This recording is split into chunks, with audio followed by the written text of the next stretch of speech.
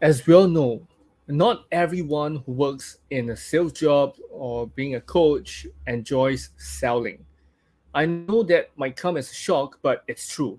In fact, I would estimate that at least 20% or more of coaches and entrepreneurs don't enjoy selling. Their reasons can vary, but most often it's the result of not enjoying the process or feeling that selling is uncomfortable. The truth is that selling is helping. Well, if you want to make more sales with less effort, then this episode is for you. Hi, my name is Rayson Chu, and I'm your host for the Legacy Show. And tonight, is really our honor and pleasure to have invited this sales messaging strategist.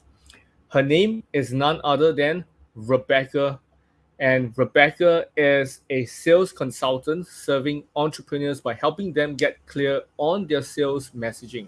By doing so, they can make more sales with less effort simply based on how they talk about their offers. She has helped entrepreneurs across industries from tech to coaches close sales just by communicating more clearly on their offers and outcome. She has recently set up a membership for women entrepreneurs specifically and will soon release a course on offer structure, pricing strategy, and sales messaging designed to help people gain quick and impactful results in their business. Well, without further ado, let's welcome Rebecca into the podcast. Woohoo! All right, Rebecca, Thank you welcome so much. That to was the a show. beautiful introduction. I'm not sure I've Oh, ever been introduced so well. Thank you. Oh wow, thank you, thank you. It's really my honor to have you here, and huge shout out to Paul Gather for introducing us. It's really blessed to know a friend of mine who is recommending his friends, his students, and all to our podcast as well. And Rebecca, how have you been? I've been great. I have been great. I live in Rwanda, as I told you before, and today is Yep, just such a beautiful day. And you might be hearing the birds chirping in the background as we speak. So, yep. yeah, I'm doing very well. How are you? Oh, I'm doing well as well. I'm really excited to have you here tonight for the podcast, and I've been really busy with the podcast as well. We have tremendous amount of amazing guests, including Paul Getter. Way back when he was here, he was massively adding value to all of us, and I'm pretty sure tonight you will be adding a lot of golden nuggets with us as well. Thank And you. you're most welcome. And um, Rebecca, can you share with the audience a little bit more about who you are and what you do?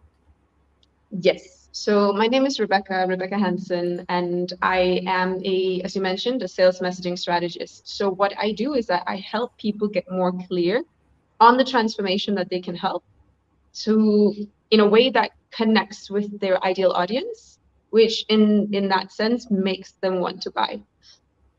And I really like the thing that you pointed out in the beginning about a lot of people don't like sales, and it's very true. But the thing is, we have an idea of what sales has to be, and I don't support the traditional approach to sales where you're trying to kind of force people to buy what it is that you have. For me, Yep. it's way more about getting really, really clear on what can you help your people with? Who are you helping? Get on into conversations with people that you believe you can help. Explain to them how you can help them, and then let them know what kind of offers are available if there's synergy, if there's an interest.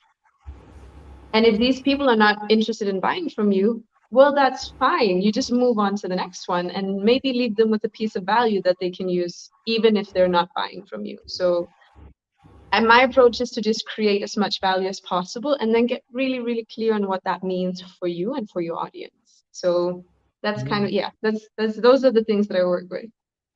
Nice. So I'm pretty sure, like what I've read on your profile beforehand as well, I also know that you've helped people from the tech industry and even coaches, entrepreneurs to actually get their sales going and improved on their sales outcome as well, which we will talk a lot about it later on.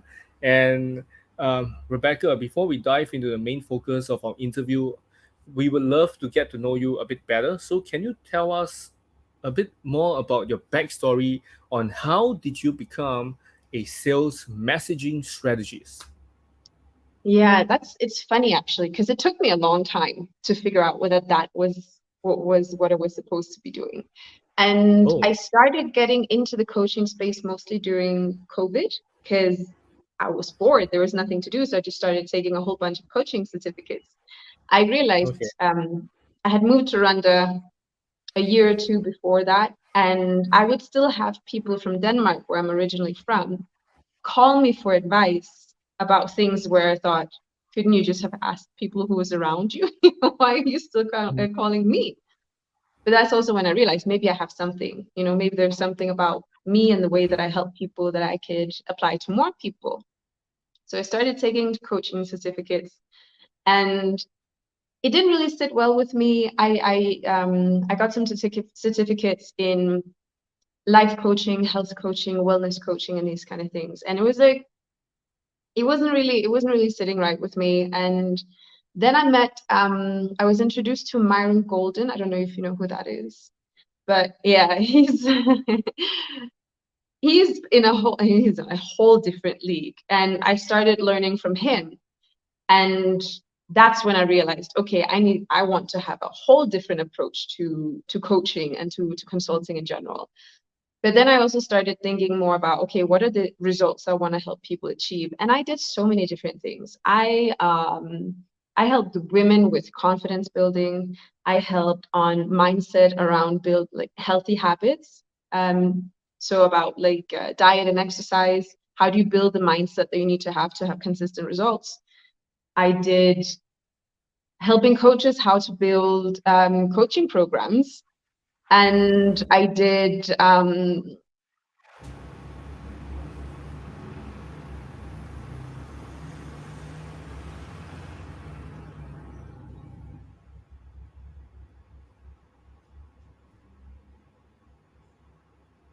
know what happened.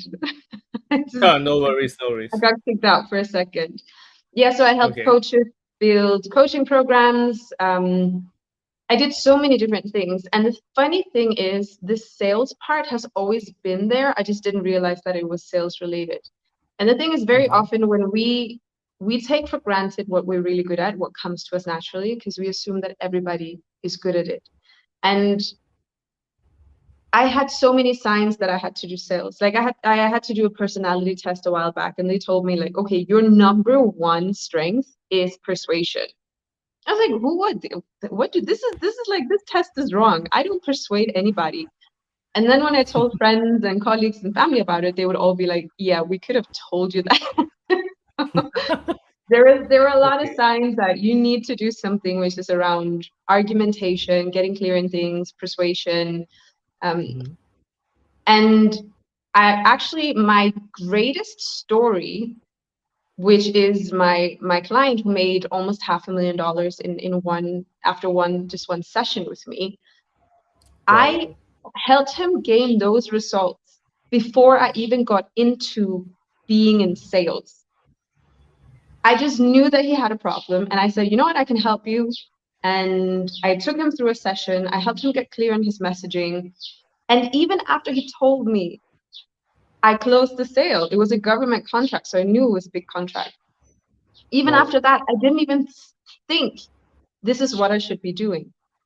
And even Hmm. after, like, it took me months to ask him, so how much did you really make? And he was like, at least $450,000, if not more. And then I thought, that's amazing. And I told my mentor, my coaches about it, and they looked at me like, what are you doing? Why are you not? Why? How many signs do you need Hmm. to start Wow. doing this? And then I started getting into it. I started, okay, let's do this. And I started testing some things out. I did like a 5-minute video, and these are the typical mistakes that you people in this group that you often make, and this is what you should do instead. And I woke up to a text message the next morning from someone who said, I did some of what you said in that video, and within an hour, I had 2 people reach out and wanted to buy stuff from me, or they were interested in more. So Wow. I just got a lot of evidence that, okay, I'm now getting on the right track. So Hmm. yeah, that's pretty much how I got into messaging. Nice.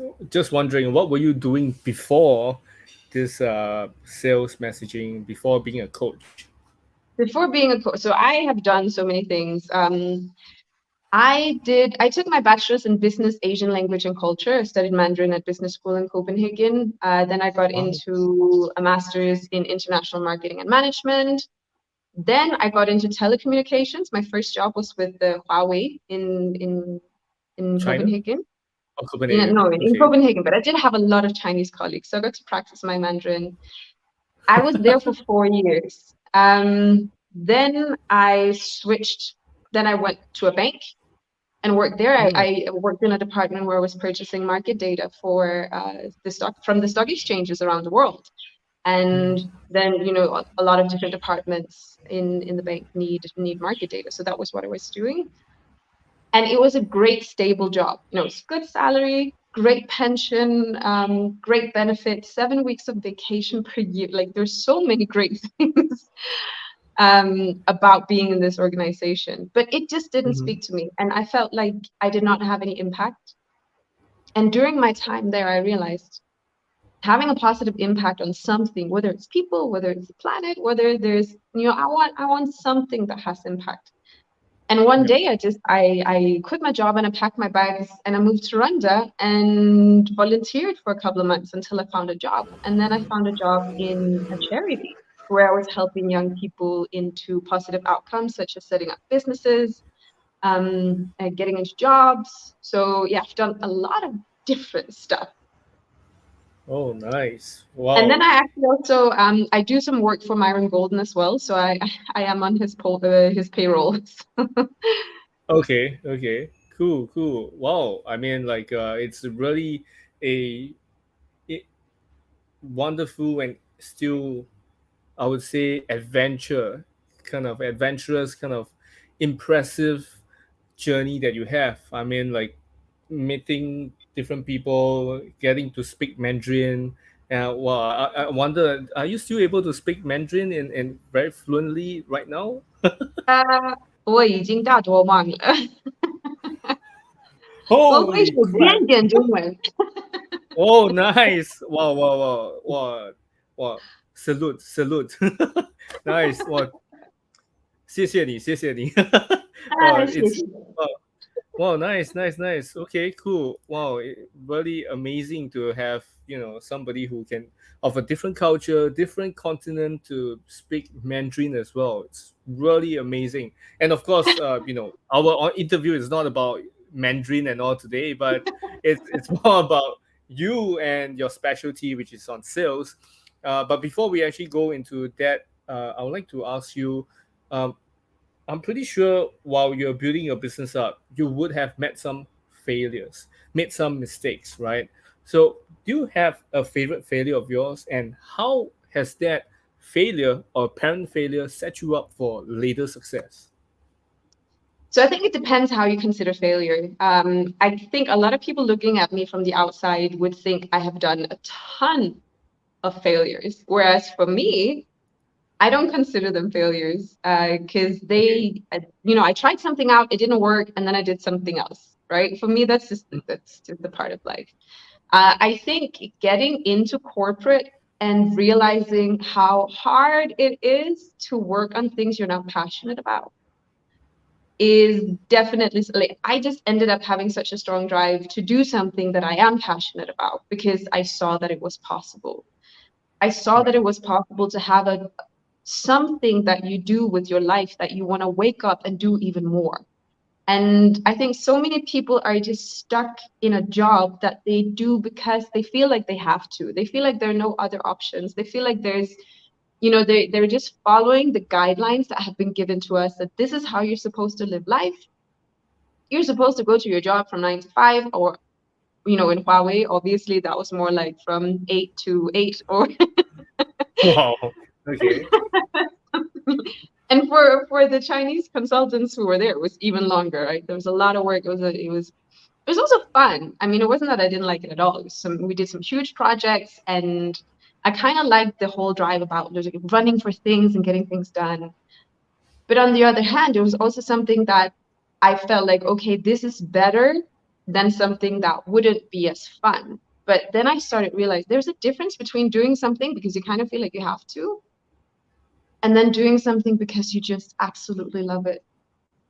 Mhm. So getting into the space of helping people, I feel like I indirectly help the world become a better place because I help people who make the world a better place close more sales. you know? Yeah, So technically, yes. yeah, I feel like my impact is almost infinite because I work very specifically with purpose-driven entrepreneurs. So if you don't feel like you have a purpose in what you do, it's very hard for me to teach you how to sell it. Because if there's not a passion there, if there's not a drive to oh yeah, if there's not a drive to do better and serve your people, then I'm not sure I can really help you, you know? Right. So when I work with people who are passionate about helping the people that they serve, then it's like a ripple effect, right? I see all the rings in the water spreading out. And in that sense, I feel like I have almost infinite reach of impact because yeah, that's such a beautiful thing. And I would have never experienced that if I hadn't given up on the corporate career. I spent 5 years in corporate. And a lot of Okay. people would say, "You're quitting your job to go volunteer someplace.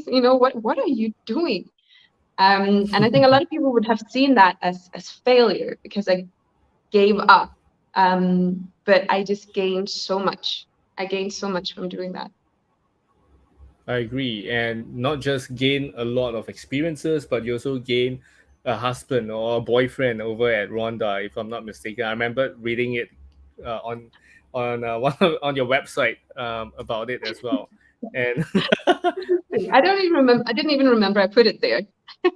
yeah, I think I saw it there or somewhere else, but I remember, yeah, and Yeah, yeah, it's true that probably people will find that, oh, you're giving up your job, that you're gonna have a pension, you're supposed to have a really good income every year, every month, but then you chose the other route, which is yeah, to volunteer. And people might think that, hey, must be crazy, are you Mother Teresa or something? But then you realize that, oh no, I'm actually doing something else.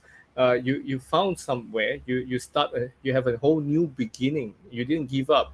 Probably you gave up the past in a sense, but you found something more meaningful and more purposeful, and that's where you actually found, your mission, and that's how it led you to Myron Golden. And yeah, now that's how you actually help so many people. And Myron also helped you out in a sense to yeah. realize what you have to do and need to do, right? So shout out to Myron Golden. Hope he listens to this episode as well. Definitely. He is the most incredible mentor that you could ever want. He is just, yeah, he's amazing. I owe probably everything that I've achieved to him. So, yeah. Awesome. And speaking of mentors, right?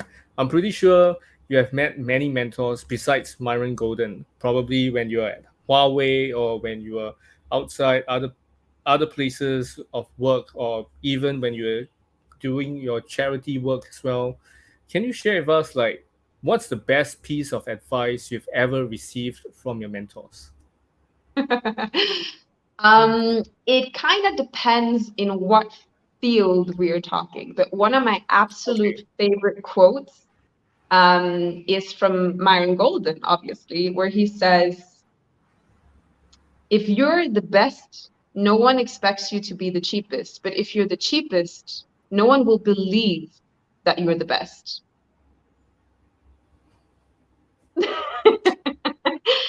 Yeah. Yes, And you're one of the right. reasons that, yes, and I bring this up very often because I work with a lot of women entrepreneurs, and women especially have a tendency to underprice their services. And Yeah, that is true. tied to many things, but one thing being that women are expected to do so much unpaid labor, right? It's just part of um, societal Society, dynamic.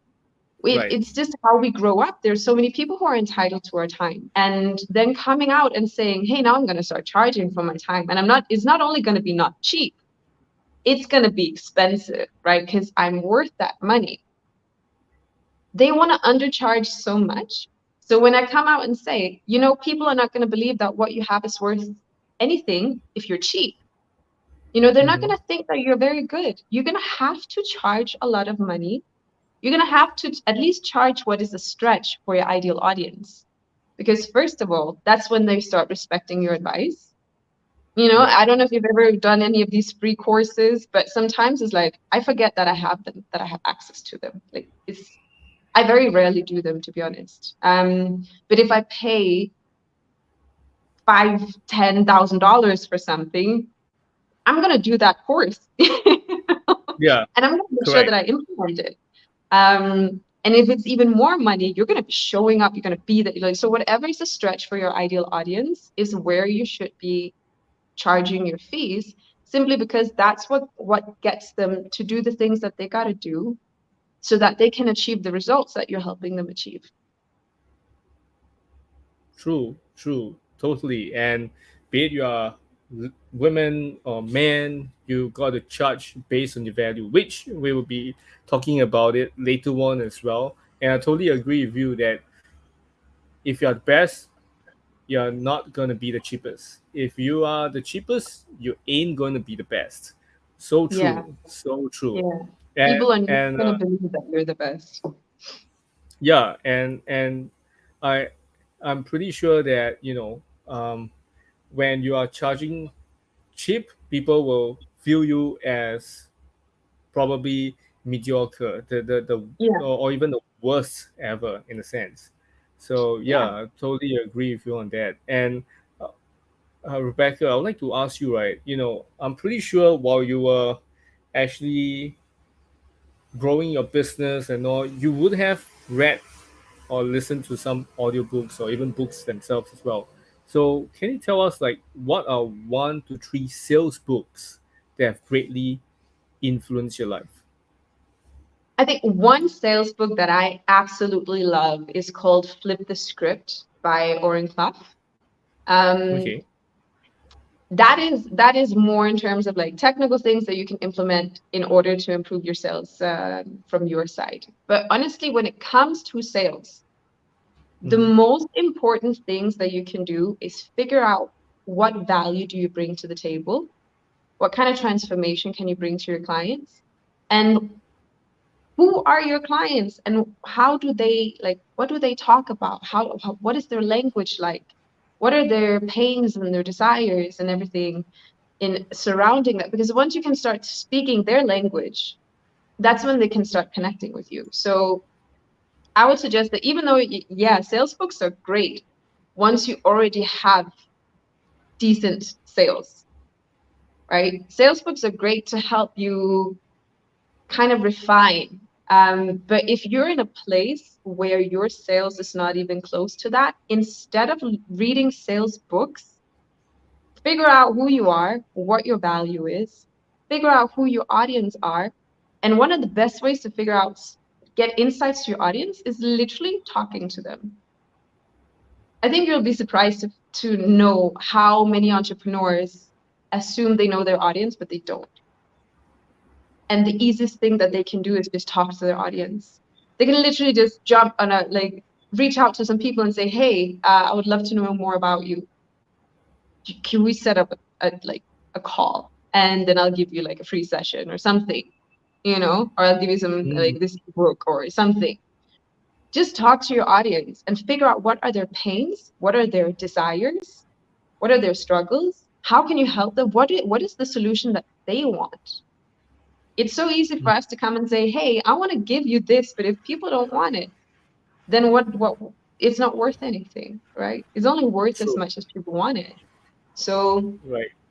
when it comes to sales, I would say those are actually the key things that you have to figure out. So whatever that means to you, wherever you are, there, first figure out yourself, figure out what value you're bringing, so at least you know what kind of niche that you're looking at, and Mm-hmm. then talk to your audience, and then start reading sales books further Yeah. down the Yeah. line. True, true. I mean, like, if you don't know who you are, what you want, who you're gonna serve, then reading all those books will only just give you, knowledge dump, right? You just be dumping all this knowledge inside you, and you're not gonna manifest anything by practicing on any of those skill sets that were being taught, being preached from that book itself. But if you were to actually know more about yourself and you are able to share it out with the audience that you want to target, and then practice from that book that you have been reading, then all the more all the outcome that you want will slowly and eventually will come to you in a sense. Am I right to say that? Mhm. Yeah, yeah. Okay, I understand. Okay, cool. And Rebecca, just want to ask you if you could actually go back to when you first started, what Mhm. advice would you give yourself? Jump in quicker, both feet, get out there and do stuff. Because Okay. honestly, not until we start getting responses from our audience will we know if we're on the right track. And I spent so much time just sitting and trying to think my way to what I wanted and to think my way to this is what I want to do for people.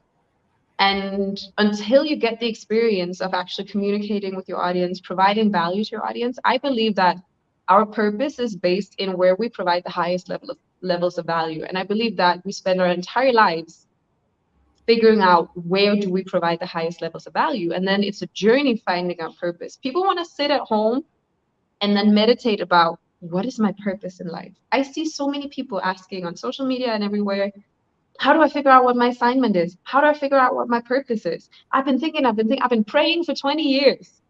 It's like, you shouldn't be praying, you should be doing. Yeah. Okay, Yeah. pray, True. sure. But don't only pray, right? Get out Right. there, get that experience. Figure out, okay, if I do this thing with these people, are they getting results? Is this something I feel passionate about? And as soon as you start really helping people roll the ball and get traction and you see transformation in them, that's when you also start getting that feeling of fulfillment, like, okay, I'm doing something here, right? I'm on the right track to something. I spent so much time trying to think my way to my purpose, and it just doesn't work that way. So yeah, that would definitely be my True. advice. Get out there quicker, faster, jump into it. Okay, right, right. I agree with you on that. We got to jump quicker and faster. And of course, there's always this saying that fail fast, fail forward, in a sense, right? Yeah. Okay, okay, cool. Well, thanks for all this golden nuggets that you've dropped, all the massive value bombs that you've dropped so far. And Rebecca, now to the main focus of our interview, I'd like to ask you what's one thing every salesperson, be it they're entrepreneur, they're coach, they're in sales, what do they need to understand? What's one thing that they have to understand? One thing, that's a hard one. I think obviously it's the audience. They need to understand their audience, their, as I mentioned even before, their pains, their desires, and their language. What is it that Okay. your audience wants? And the thing is, I mean, we can get into some technical stuff about awareness levels and how aware are they? Are they aware of the pain that they're in, the problem that they're in? Are they aware of the payoff that they want? Are they aware of the solution that they want? Are they aware that they want to work with you, right? For each of these, there's different types of messaging that you want to put out there. But if you speak in a language, and I see this actually very typical, you've mentioned both people in tech and people who are coaches, and very commonly they make the same mistake, which is they speak a language that their audience does not speak. Hmm. True. And we tend to be so ingrained, like deep, head first dived into our stuff. We're so deep in our stuff. And we have all of this language about what we do and how we do it, that when we talk about it, we think that people understand it. But if you're new to that element, if you're new to that area, you don't have that vocabulary, or you might have the vocabulary, but you don't necessarily, you might associate some of the words with different things. Hmm. So one thing that I taught the client who ended up making almost $500,000, I was like, drop the tech language, all of it. And he's a techie, so that was hard, right? Use Yeah, true. layman terms. Help them visualize what is it going to look like? Help them picture what is it going to look like when your solution is in place, and then help them picture what is the situation going to look like if they don't get your solution, and then put those two up against each other, and then make sure that obviously when you're talking about with the scenario without your solution, that would be an undesirable one, right? So you can kind of Right. use both picture language, but also words that trigger emotion to really get them understand, oh, that's not a desirable situation. And then you have, okay, this is the situation if you have my solution in place. And that's the dream outcome, right? So if you don't Right. know how to talk about the pains and the problems, and you don't know how to talk about the dream outcomes, it's very difficult to make that juxtaposing of the two scenarios. But also, he is so tech that he's just used to sitting there and talking about, oh, we're going to have all of these and then technical solutions. And if you're not a tech person, you don't understand any of that at all. And he was just, when you talk about the technical solution, what you're doing is that you're talking about the product in itself, but not the outcome that the product brings. And very rarely is the product, the tool that we use it's usually not very interesting. What we're interested in is, what is life going to look like once the solution is in place? What you're selling is the outcome. It's not the process, the tool, the product in itself. So using language that your audience would use, using literally the same words that your audience would use where they are now, instead of using the audience that you do because you already have the solution in place. Yeah. So if you think about many coaches, especially also, many coaches, they teach something that they have already overcome. They're selling a transformation that they've achieved themselves. Right. So let's Yeah. say I used to have a horrible mindset, then I got an amazing mindset, and now I sell mindset transformations. Mm-hmm. But once you've had a mindset shift, you see the value of it. You can reflect back and say, wow, my mindset was such trash back then. And now it's so much better. And I feel so much better. And it's amazing. And everyone should have that shift. But before the shift, you would have never sat down and thought, I need a mindset shift. Right. Because Right. at that point, it's like, okay, everybody else is the problem but me. I have no control over my own situation. I have to do all of these things that other people push me to do. I'm trying to set boundaries when people are not listening to me. Whatever it is, it's very often other people's faults. So if you come and tell them you need a mindset shift, you're like, no, you don't understand. None of this is my problem. None of this is my Mm. fault. So if you're talking to them in a way that they would only understand if they've already achieved the transformation, then the only people that you're going to gain any responses from are the people who've already achieved the transformation. And those are not your audience because they don't need you, Yeah. right? I see it so often. You have coaches on Instagram, on social media, and they're posting content and it's fully aligned with a post-transformational language. And everyone you have on commenting are other coaches who do the same thing. Like, yeah, this is so true. And there's nobody from your ideal audience because they don't even they're not even in that space. They don't even understand really what it is that you're talking about. So Mm. you have to regress back to the old language that your client is using now that you used to use, because only when you do that will you be able to capture them where they are and not where you are, right? Yeah. Right. I Does it make agree. sense? Yeah, it makes sense. Like we have to talk about their pain points more than the result right now, because the result can be during a discovery call. Then we can talk about more about the results that we can give to them. But right now we got to talk more about the pain points that they have. If correct me if I'm wrong. So like for example, you mentioned about talking about the part where they were at the moment of time rather than where we are at a point of time. So that's why we have to talk more about, oh, they are lacking of money, so we talk more about, oh, how how this person is lacking money and all those other stuff. And then after that we have a call with that person, and then poop, we talk about, oh, so you are lacking of money, okay, this is how we can do it by A, B, and C, for example, right? Yeah, so I think you can still talk about the results, but you have to do it in a way that they understand the results. So if, for example, if you are a coach that help people get money, there's a lot of money mindset, mind trash in the world, right? Most people are like, no, it's not possible for me. You're just selling this impossible dream.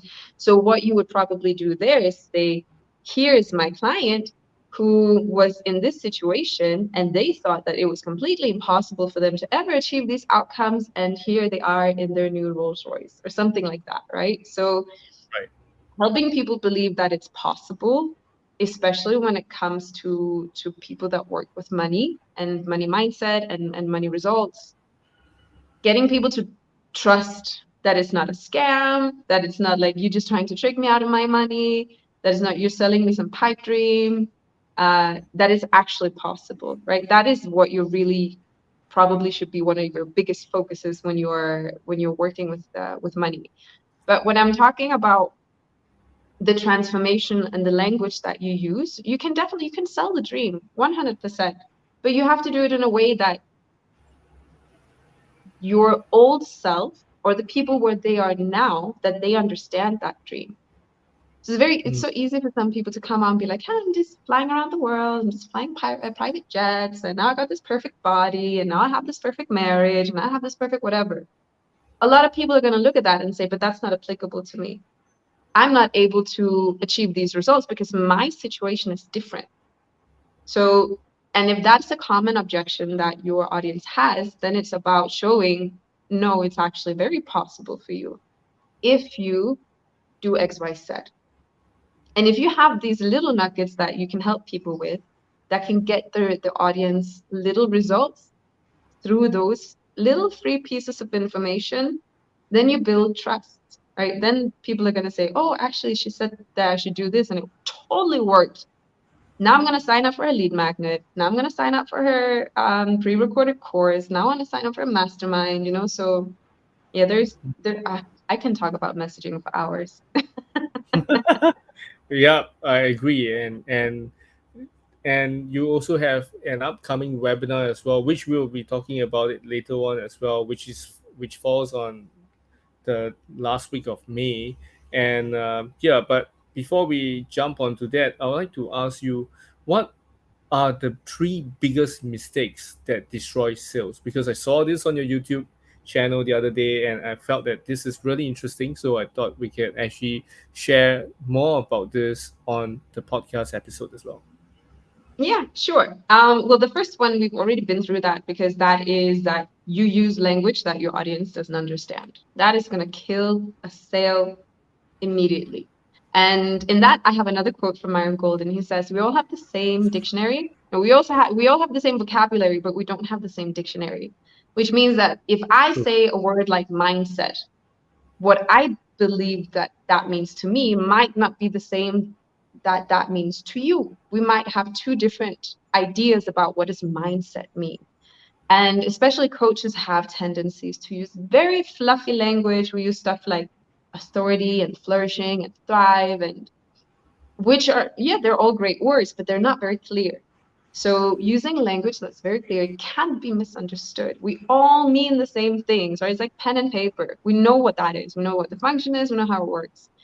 It would be in your case if you're talking about wealth coaches. It is Mm-hmm. get 50K months within 90 days or something like that. It's very specific. You can't really misunderstand what that is. So that is definitely the first one. Second one Okay. is about, did you have a comment on that before I move on? No, no comment on that. The second one is about focusing on the tool and the vehicle instead of on the result.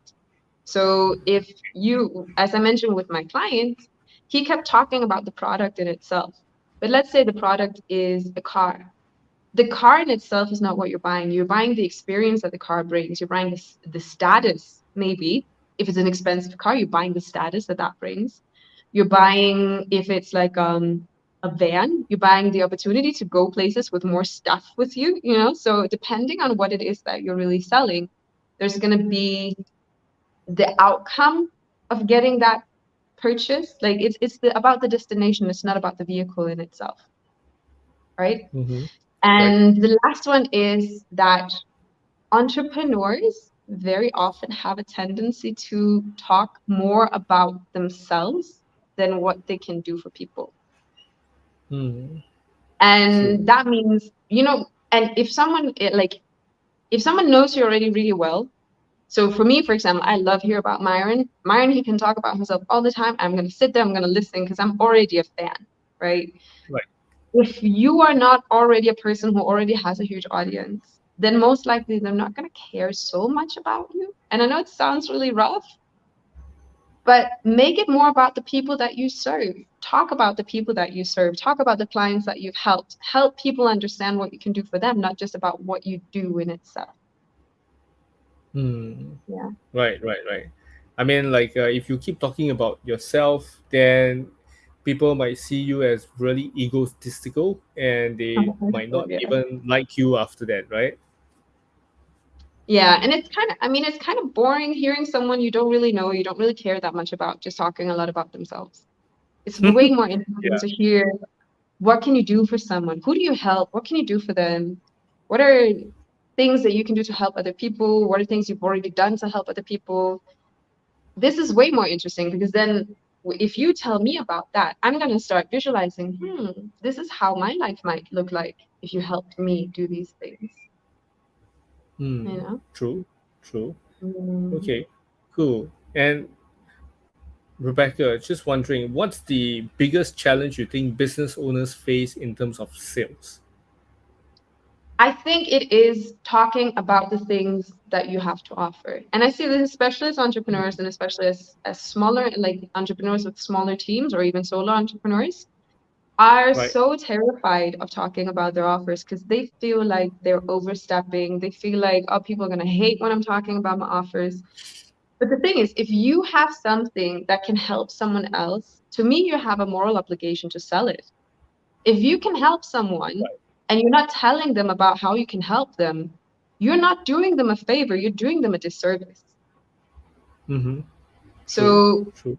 one of the things that I keep telling them is put yourself out there, talk about your offers, let people know how they can work with you. There are so many entrepreneurs out there who come and say, I'm never making any sales. And then I go and I look at their social media and I was like, but what are you selling? You're not making any offers. It's not clear for anyone. If I can't figure out what you're selling, then your audience definitely can't figure out what you're selling. And if you can help someone achieve a transformation that improves their lives, who are you to not tell them about it? You have an obligation to tell people that you can help them. Obviously, if you can't help them and if what you're selling is crap, then by no means stop selling it. But I think that's the Yeah. biggest problem that many entrepreneurs have. Is that they're holding Yeah. themselves back from talking about it. Yeah, totally. And that's why, like what you mentioned earlier, they got to, you know, go and practice on selling, and they have to talk about it. They have to learn about the audience first before they read all those sales books or attend any of these courses. In a sense, like they have to understand themselves, their product, their services before they go out there and master the skill set by practicing on people, right? In the sense where they are gonna be the guinea pig for them to practice on. So yeah, Yeah, I agree with and you get on that. comfortable with it. Yeah. Hmm. Yeah, yeah, totally, totally.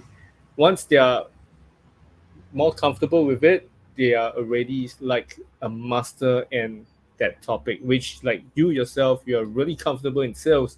That's why you are able to do this podcast episode and share so many ton of amazing wisdom and golden nuggets with us as well.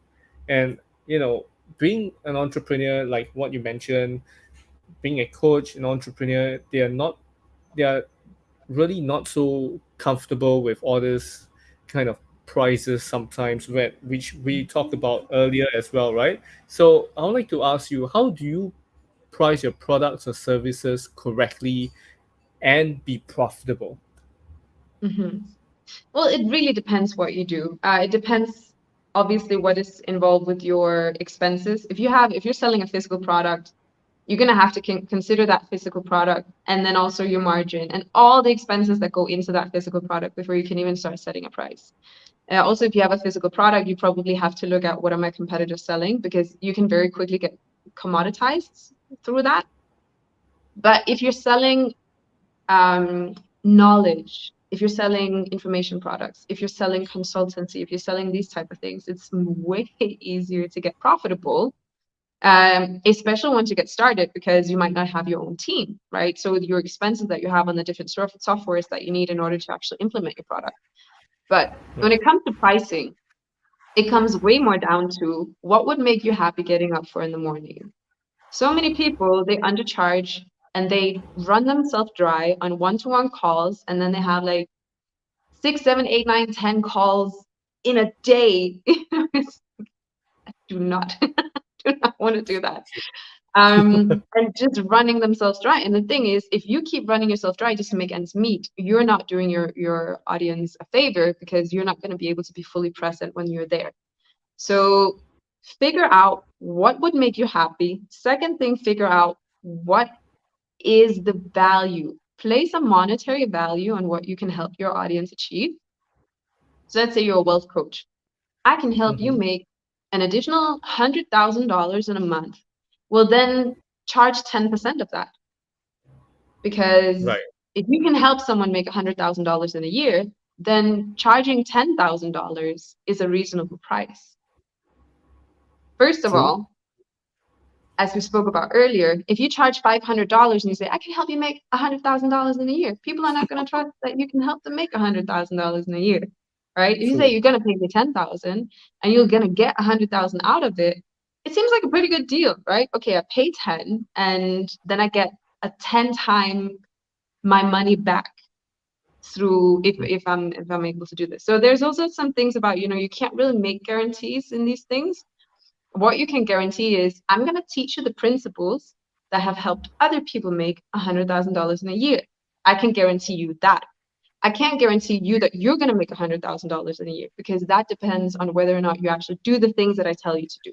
So yeah, True. that's one pricing strategy. A lot of people, they don't have a product or service or solution in place that help people um, gain $100,000. Like, it's not that easy, right? They might be Right. teaching relationship coaching or health coaching.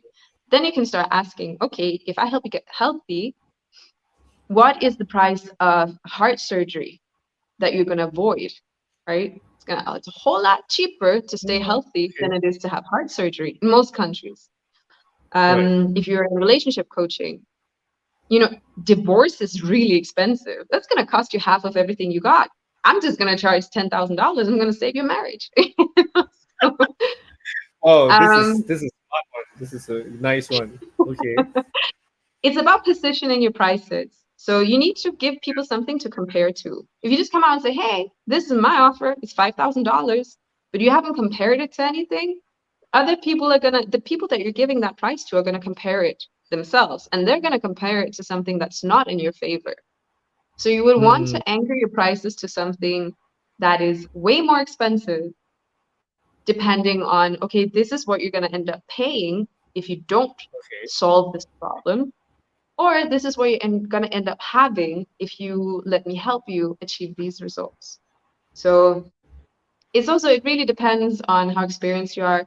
If you're completely green, don't start out with a 10K offer, simply because you don't have evidence that you actually know how to help people get results, you know? Try out something first. Start out with some prices that stretch you as well. You need to be stretched in how you're charging, as well as your audience needs to be stretched in how they're paying. Because if True. not, we're just gonna end up charging $300, you know, for whatever for the rest of your life. We have to stretch ourselves as well, and keep improving on what it is that we're delivering. Always over delivering. Yeah, get better and better. Yeah.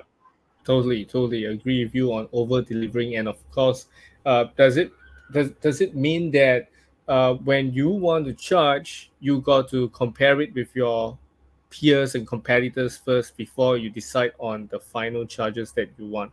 For example, like if let's say Rebecca, you're selling your course at for example, 3997, but your peers and competitors, some of them are charging at 1,000, the others are charging at 10,997.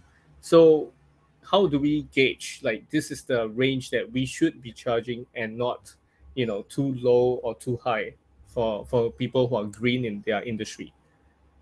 I mean, again, if you're green in the industry, Mhm. it could be a good idea to just look at what other people are doing, just to kind of figure out where do you feel comfortable sitting. And I would also say buy some courses.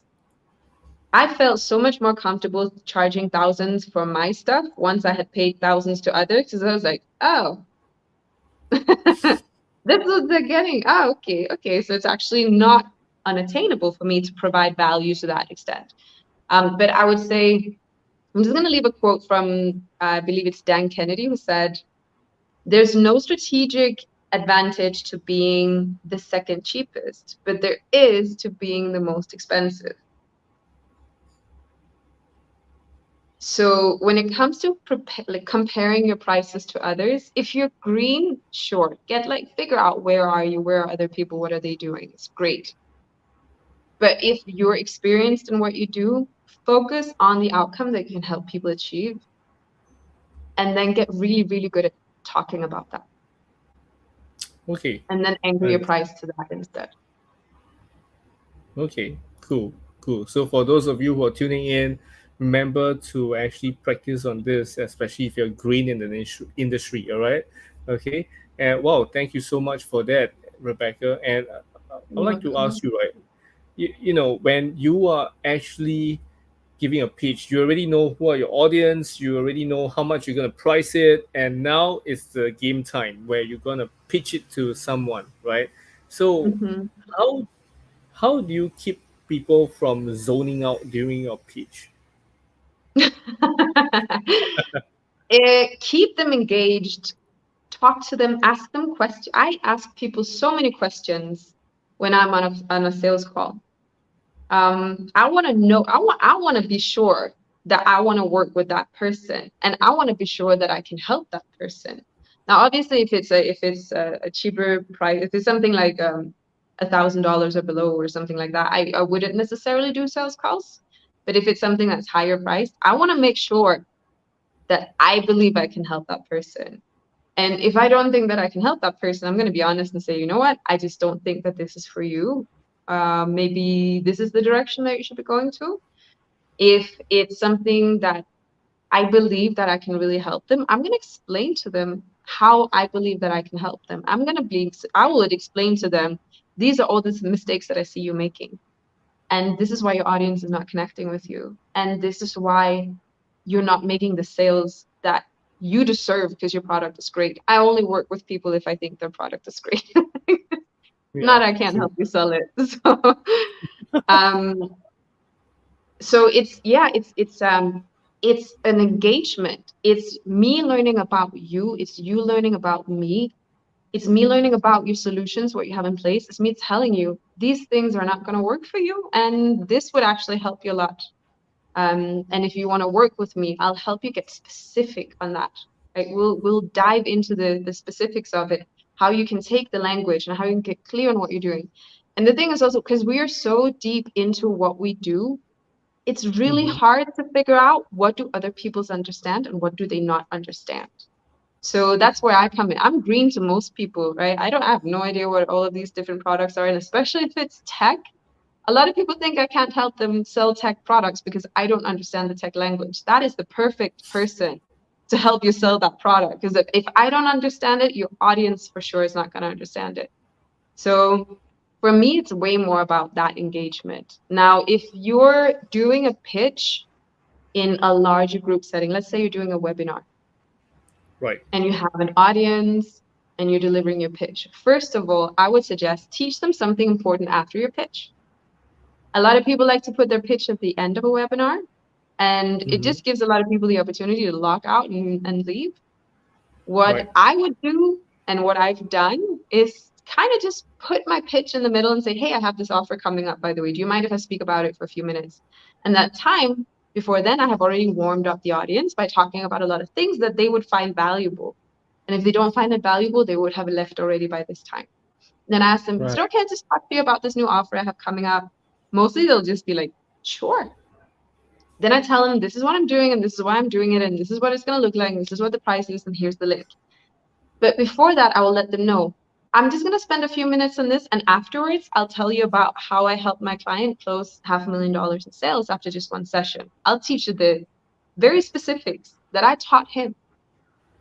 And people are going to be like, I want to hear that, right? I want to know what that is. So teach them something valuable after your pitch. If you're doing it in a webinar, is my suggestion. Make it low pressure. Don't make it feel like you need these people to buy. Don't make it feel like you're going to have to buy this thing now.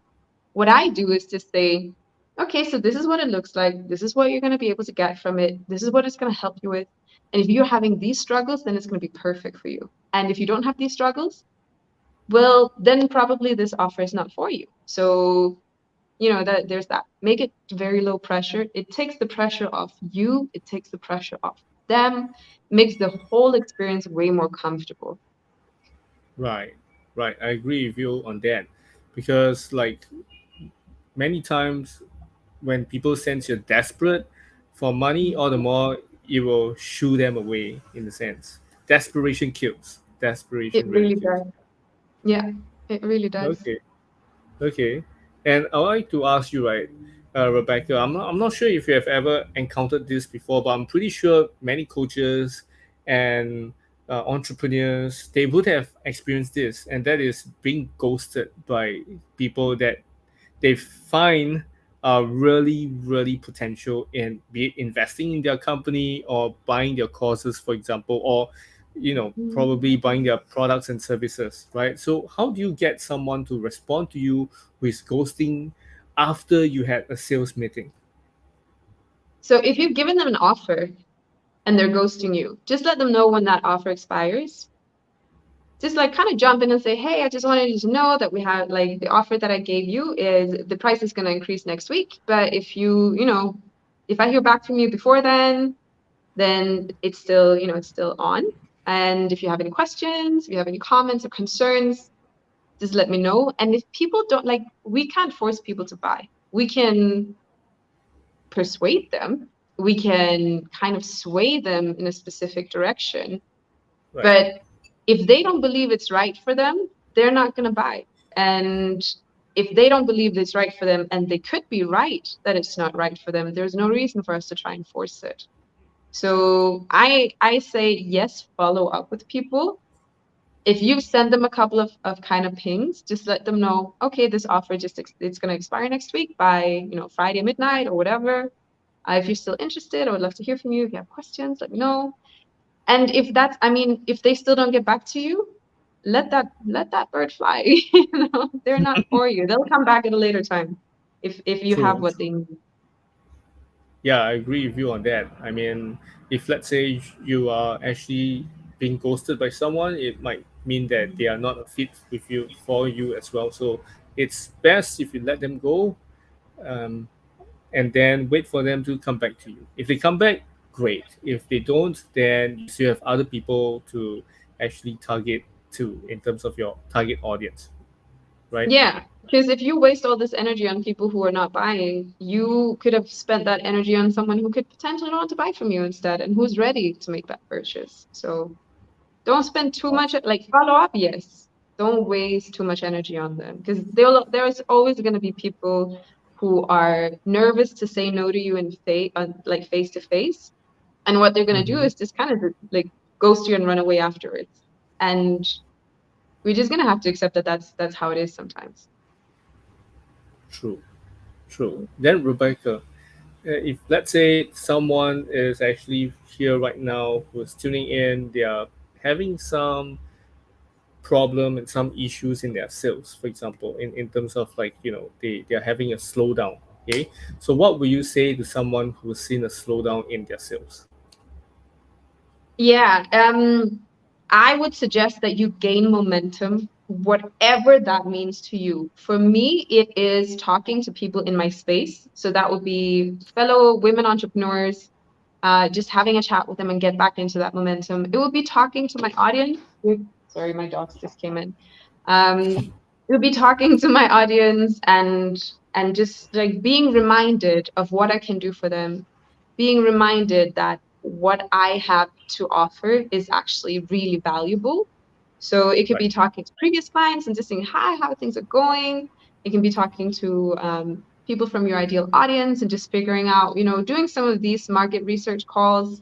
And it can be just talking to people in your space. That for me builds momentum a lot. I get my energy lifted and I get inspired to things that I can do to kind of get the ball rolling a little bit. And yeah, so I think that's momentum is so important. Yes, momentum and consistency are the way to go for sales in I agree with you on that. And as we are coming to the end of the podcast, I have one last question for you, Rebecca, and that is this. Okay, imagine this, Rebecca. You suddenly lose everything, your money, your reputation, and even your assets. Okay, so what will you do from day one to day 30 to save yourself? So my biggest part would be get out there and provide as much value as possible. Okay, Because when you start providing value, that's when people realize you have something to provide that they want to work with. It also helps with getting referrals. So reach as many people, do as like jump on podcasts, provide this kind of value, go on lives, reach out to people and just start giving stuff away. And honestly, just start by giving it away for free. Just start by talking to people and let people know that you're available for purchase, so to speak, that you have these offers in place. Let people know, hey, I'm doing this thing. It's going to look like this. It's going to do like that. Reach out to people in your network, people that you know, reach out to friends, family. I know that it can be so hard when you get started to tell your right. friends and family, I'm going to do this thing right now. And it's terrifying. But the thing is, you got to rip the band aid at some point. So might as well get it done. Might as well tell people I have this thing, share it, do like a Canva poster, share it, get it out there, and just do something that moves that needle every single day. Even if you can't every single hour that you're you're awake and moving. It's just talk about it, share it, let people know what value you have to create. Yeah. That would be my go-to. Awesome, awesome. Okay, cool. Wow, thank you so much, Rebecca, for so many ton of value that you've added for not just me but also the audience that's tuning in right now. Really appreciate you, and thank you so much for appearing on the podcast as well. And where can my audience find you? And then especially not forgetting the webinar that you're having in the following week. Yes, yes. So on the 24th of May, I'm going to do a webinar and it's free. Just come jump in and have fun. You can reach me at I am Rebecca Hansen, just out in one on Instagram. I am, and then REBECCAHANSEN. So that's Yep. my handle. You can just DM me whatever questions you have. Uh, I'll send you the link if you want it to sign up. I also have a May only offer where I do my May magic session for at 20% of the original, 25% of the original price. So it is in May only. If you have issues with your messaging, um, Okay. go ahead and reach out to me. Yeah. Okay, awesome. So for those of you who are tuning in, her upcoming webinar is actually at rebecca-hansen.com over open slash webinar dash sign dash up. Okay, so you can go and check that out. And it's in the yeah, it's in the caption below, so you guys can actually check it out as well. Okay, so with that, I would like to thank each and every one of you for tuning in, and stay tuned for the next episode of the Legacy Show, where which we're gonna bring in the great David Meltzer onto the podcast. So if you guys are looking forward to that, just stay tuned, all right? And um, so for everyone, you guys gonna have hope you guys gonna have a great weekend and see you guys real soon. Okay? Take care. and bye bye. Thank you so much. Thank you. Bye. Welcome.